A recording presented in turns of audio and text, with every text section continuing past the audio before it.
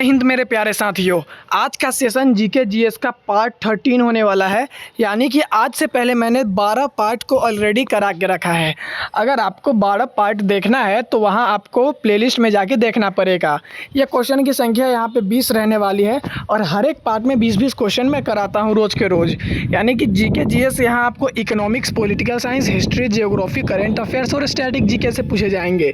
तो आइए क्वेश्चन देखते हैं। लेकिन उससे पहले अगर आप हमारे चैनल पे नए हैं या फिर पहली बार देख रहे हैं तो चैनल को सब्सक्राइब करना नहीं भूलिएगा और वीडियो को भी लाइक कर दीजिएगा। यहाँ आप किसी भी कॉम्पिटिटिव एग्ज़ाम की तैयारी करते हैं जैसे एसएससी, एनटीपीसी, आरआरबी, सीजीएल या फिर पुलिस या फिर एमटीएस, जीडी जैसे किसी भी एग्ज़ाम की तैयारी करते हो तो ये वीडियो आपके लिए बहुत इंपॉर्टेंट है। तो आइए देखते हैं पहला क्वेश्चन।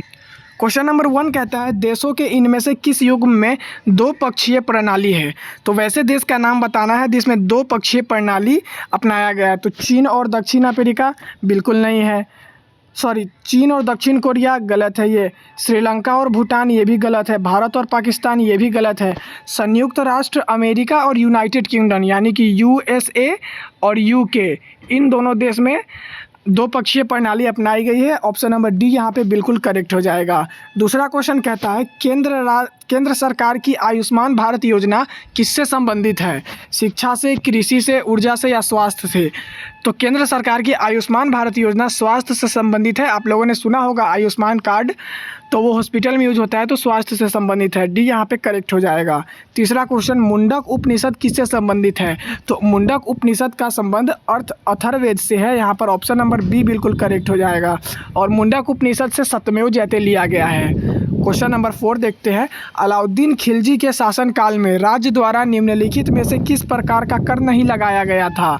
तो यहाँ पे कृषि कर लगाया गया था अलाउद्दीन खिलजी द्वारा, मवेशियों पर भी कर लगाया गया था, आवास पर भी कर लगाया गया था, लेकिन लघु उद्योगों पर यानी कि छोटे पैमाने के उद्योग पर कर नहीं लगाया गया था। Option number A will be the correct answer. Come to the next point, सरकार की वह प्रणाली जिसमें शक्ति को एक केंद्रीय प्राधिकरण और देश की विभिन्न संवैधानिक इकाइयों के बीच विभाजित किया जाता है, वो क्या कहलाती है?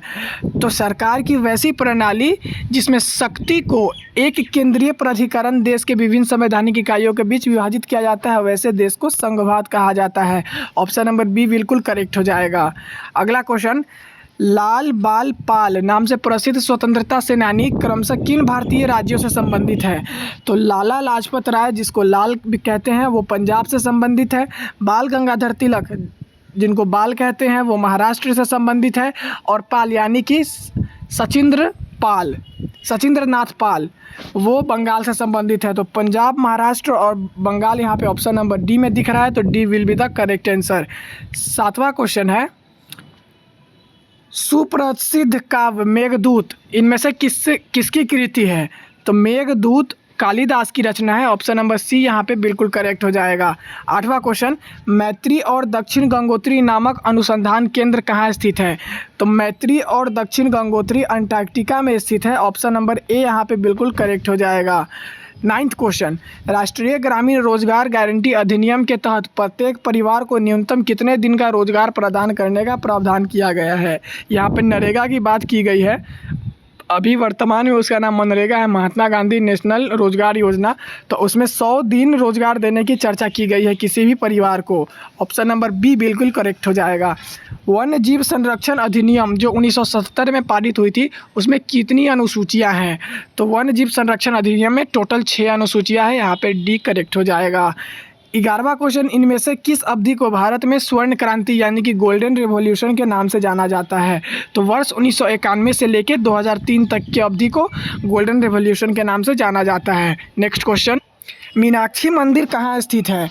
तो मीनाक्षी मंदिर तमिलनाडु में स्थित है। ऑप्शन नंबर बी बिल्कुल करेक्ट हो जाएगा। दक्षिण भारत का ये बड़ा मंदिर है, इसको तमिलनाडु में बनाया गया। ऑप्शन नंबर बी बिल्कुल करेक्ट है। 13वां, अमेरिका की भावी प्रथम महिला जिल बाइडेन की नीति निर्देशक निम्नलिखित में से किसे नियुक्त किया गया है? तो अमेरिका की भावी प्रथम महिला जिल बाइडेन की नीति निर्देशक माला आर्डिगा को नियुक्त किया गया है। ऑप्शन नंबर सी यहाँ पे बिल्कुल करेक्ट हो जाएगा। और ये यहाँ पे अब करेंट अफेयर से क्वेश्चन आने लगा है। कुछ क्वेश्चन स्टैटिक जीके से भी आपको देखने के लिए मिलेगा। 69वें फिल्म फेयर अवार्ड 2024 में सर्वश्रेष्ठ निर्देशक का पुरस्कार किसने जीता? तो सर्वश्रेष्ठ निर्देशक यानी कि सर्वश्रेष्ठ यानी कि अच्छे डायरेक्टर का जो अवार्ड जीता है उनका नाम Vidhu Vinod Chopra. Option number C यहाँ पे हो जाएगा। 15 IIFA अवार्ड 2024 में सर्वश्रेष्ठ फिल्म का पुरस्कार किस फिल्म ने जीता था? तो IIFA अवार्ड जीतने वाले एनिमल है, यहाँ पे एनिमल मूवी हो जाएगा। ऑप्शन नंबर डी बिल्कुल करेक्ट हो जाएगा। 16 में है लता दीनानाथ मंगेशकर अवार्ड 2024 किसे सम्मानित किया गया है? तो लता दीनानाथ मंगेशकर अवार्ड अमिताभ बच्चन को मिला है। ऑप्शन नंबर सी बिल्कुल करेक्ट हो जाएगा। 17वां question, master Dinanath Mangeshkar award 2024 निम्नलिखित में से किसे सम्मानित किया गया है? तो ऊपर में हम लोग ने देखा कि अमिताभ बच्चन को सम्मानित किया गया है और वही सेम क्वेश्चन नीचे में है, लेकिन अमिताभ बच्चन के साथ अन्य यहाँ पर AR रहमान को, रणदीप हुड्डा और अशोक सर्राफ सहित अन्य को भी दिया गया है। ऑप्शन नंबर डी यहाँ पे बिल्कुल करेक्ट हो जाएगा। नेक्स्ट क्वेश्चन देखते हैं।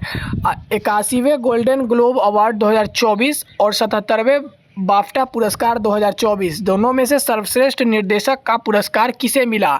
तो इनमें से क्रिस्टोफर नोलन को सर्वश्रेष्ठ अवार्ड मिला है। ऑप्शन नंबर डी यहाँ पे बिल्कुल करेक्ट हो जाएगा। बढ़ते हैं अपने अगले क्वेश्चन की तरफ। विश्व स्वास्थ्य संगठन यानी कि वर्ल्ड हेल्थ ऑर्गेनाइजेशन WHO ने 6 अक्टूबर 2021 को दुनिया की पहली किस वैक्सीन को बच्चे पर व्यापक इस्तेमाल की सिफारिश की है?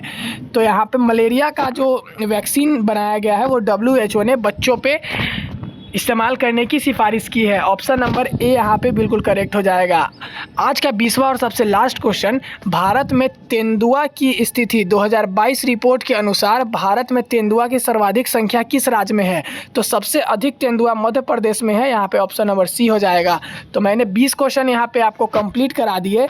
आपको ये इंपॉर्टेंट क्वेश्चन कैसे लगे कमेंट करके बताइएगा। अगर किसी नए टॉपिक पे वीडियो चाहिए तो वो भी कमेंट में बताइएगा। यहाँ पे GK GS का आपका पार्ट 13 एंड होता है। मिलेंगे किसी नए वीडियो में, तब तक के लिए जुड़े रहिएगा हमारे चैनल के साथ। सब्सक्राइब भी कर लीजिएगा। तब तक के लिए जय हिंद साथियों।